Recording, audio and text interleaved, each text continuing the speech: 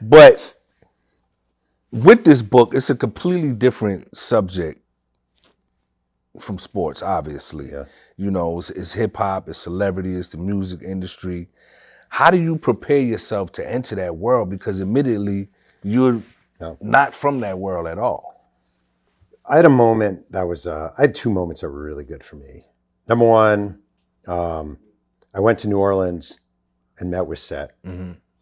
And at one point I said to Set, I was like, Set's a sister, Set's what I said, what was it like when you moved from New Orleans to, when you moved to, from Baltimore to Marin City? And she goes to me, well, there's your white privilege right there, right? And I'm like, well, what do you mean? And she's like, we didn't move, we were relocated, right? And like moments like that were just like really, really, really, not just profound for me, Right. but like important for me. Mm-hmm. I went to Marin City and I met with a guy, I don't know if you knew him, Brian Tynes. And Brian Tynes was a crack dealer in Marin City back in the day. He later became a school bus driver, which is kind of funny. And I met with Brian and I sat with him in the front seat of his car. And we talked for a long time and he was great. And the one thing I always say to people during this book more than ever is I am acknowledging I'm a white sports writer from rural New York. My dad's name was Stan and he was an accountant. I knew I wasn't going to go out and get shot. I didn't have to worry about drug dealers coming to my house.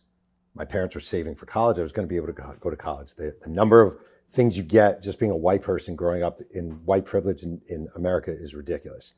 And I would say to people, including Brian, I can't identify with your life, but you will never meet anyone more interested in hearing about your life. Mm-hmm. And that is the 100% truth that carried me through this is like, it was an education unlike any education I've ever had in my life. And the biggest thing I came away with more than Tupac, Afeni Shakur should be taught in history classes. Mm. And that's not me saying this to kiss up to anybody. Like the Panther 21 trial, her being pregnant with Tupac at age 21, facing eternity in prison, refusing a court-appointed attorney because the attorney's voice was too soft. She didn't even have a high school diploma. Mm-hmm. And she's coming every day from jail to court, back to jail, court, back to jail, being malnourished, not receiving the food she's supposed to be rationed. And she represents herself and wins. Mm-hmm. And the crazy thing is, I don't know what it's like if you grew up in America, you're a black man. Were you taught about the Panthers in school as a kid?